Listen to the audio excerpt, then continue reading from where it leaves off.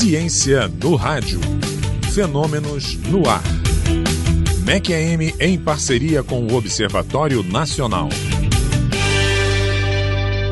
A idade do universo em debate, em discussão, e a partir dessa nossa parceria da Rádio MEC-AM, programa Todas as Vozes, com o Observatório Nacional, eu converso agora com Maria Aldinez Dantas, que é física e doutora em astronomia com ênfase em cosmologia na Universidade Estadual do Rio Grande do Norte. Maria Aldinez Dantas, professora, muito obrigado pela gentileza e bom dia. Bom dia, obrigada, Marcos. Prazer é todo meu.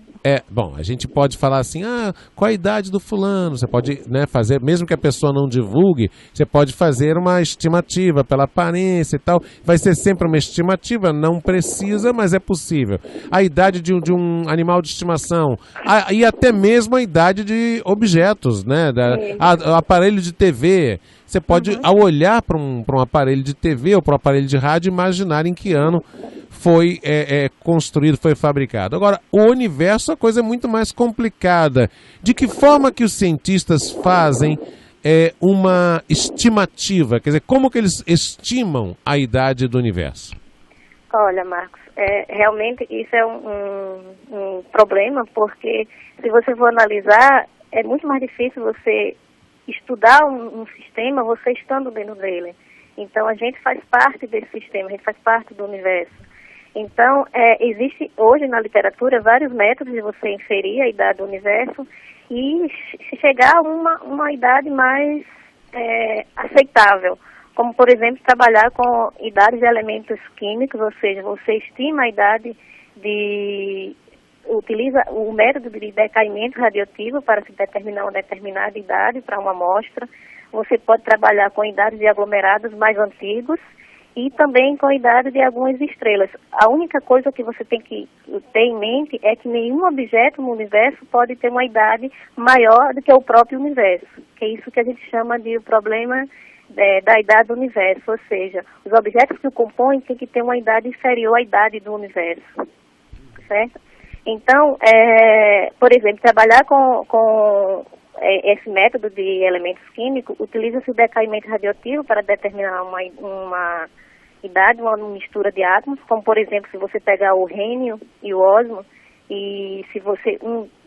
O rênio 187, quando decai, se transforma no ósmo, ele tem uma meia-vida para se decair. Então, analisando isso, os cientistas chegaram, por exemplo, à conclusão que quando um decai no outro, isso dá uma idade estimada para o universo em torno de 11,6 a 17,5 bilhões de anos. Claro que isso é uma aproximação, certo?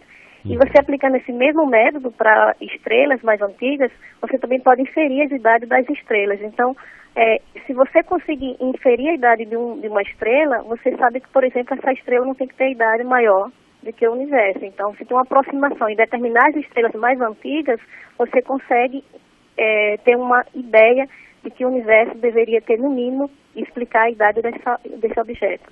Pois é sempre bom lembrar que qualquer estudo que se propõe a ser científico não trabalha com certezas absolutas. Trabalha sempre com hipóteses, com estimativas, com hipóteses, e através das pesquisas o estudo científico vai chegando a algumas conclusões ou, no máximo, como disse a professora, algumas estimativas, porque não é papel da ciência e, ao contrário, é o oposto da ciência você se basear pura e simplesmente na crença, na fé de que algo aconteceu no ano tal ou tantos anos. Exatamente. A ciência não trabalha com a lógica da fé, ela trabalha com a lógica de acúmulo gradativo de conhecimento, não é isso?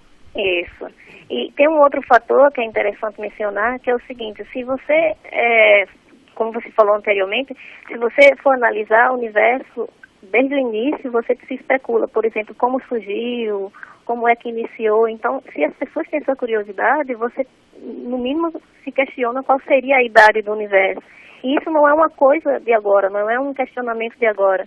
Se você voltar no tempo, você vai ver que as pessoas, desde o início do século passado, já tinham essa noção, assim, de querer entender como é que o universo evolui, certo? Então, se o universo ele evoluiu, se ele teve uma expansão, como se caracterizou e se confirmou há pouco tempo, e essa expansão é uma expansão acelerada, então se você voltar no tempo, você vai ver que o universo teve um início. E se tem um início, tem uma origem, e tem uma idade. Agora, professora, e ao mesmo tempo deve ser possível avaliar então, e até deve ser mais simples, a idade de galáxias, de galáxias específicas. Aquela galáxia ali tem sinais de que tem tantos anos de existência. Isso até é um pouco mais simples, ainda que também seja complexo, não?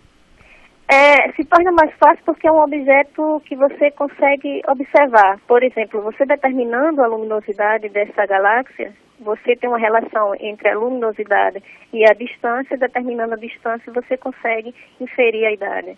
Então, são parâmetros que são obtidos indiretamente. Tipo, você determina uma grandeza e, a partir disso, você consegue inferir outro parâmetro. Certo? Então, realmente, as galáxias, como são objetos que se estuda atualmente, um objeto que você consegue inferir a luminosidade, e existe essa relação entre a luminosidade e a distância, e com isso, a idade, você consegue inferir, sim, a idade da galáxia. Só que essas galáxias, elas têm que ser levadas em conta porque tem que ser levado em conta vários fatores, como, por exemplo, a própria química envolvida na galáxia. Não é uma coisa tão simples. Tem que levar em conta a massa da galáxia, certo? Então, são N fatores que isso nos leva a ter vários erros de estimação da idade da galáxia. Perfeito. Professora, muito obrigado pela entrevista e pelas curiosas informações a respeito de como é feita essa estimativa, é feita essa aferição. Muito obrigado pela gentileza de contribuir aqui com essa parceria do Observatório Nacional com a Rádio MEC AM, tá bom?